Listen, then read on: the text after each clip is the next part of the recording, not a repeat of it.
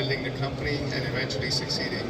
And that's a matter of how do you go from 0, 1 to 1,000. So every time when you're starting a company, there's a dilemma whether you should put your own money, should you raise money from somebody, how do you build the product, and the VC is telling you, venture capital is telling you, show me the product before I invest.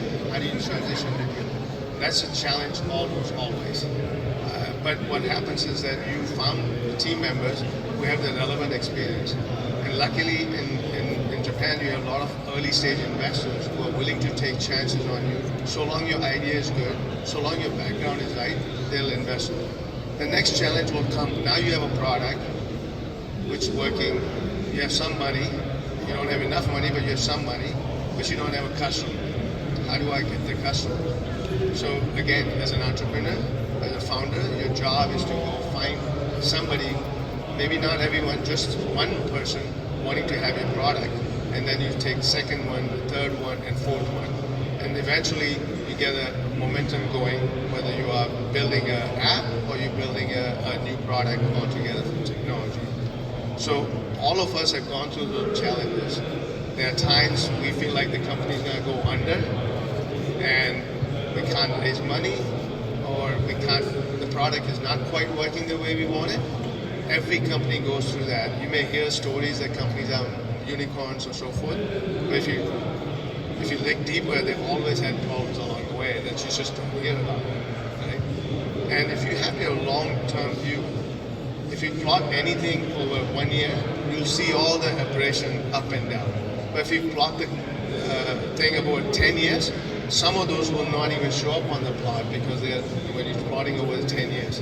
If you plot it over 20 years, none of them show up.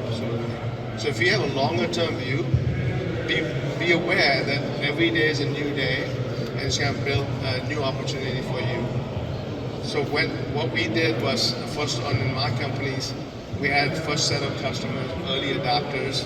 There's always, almost everything you do in life, there's always an early adapter. Your job is to find the early adapter. Then the next thing is that you then hire the marketing person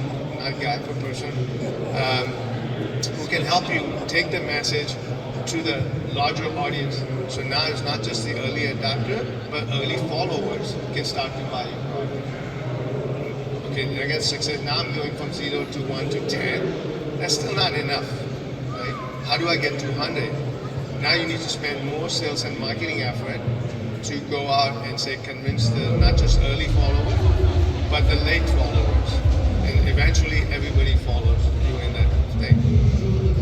We just recently came across a company that's building a monitoring services for your walking, how you're walking, how it's going to impact your body and so forth.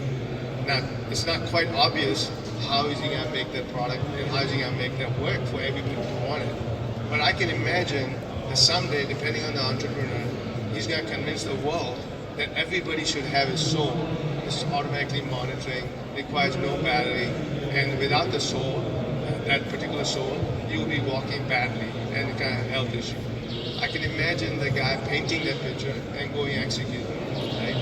So that's what the startup is all about. And we are here to help you along the way. And don't worry about the challenges are the same no matter whether you're in Japan, whether you're in the US, whether in India, whether in Israel. You have to first identify the product and the opportunity and then go execute on it. There'll be lots of challenges on an everyday basis that you're going to go.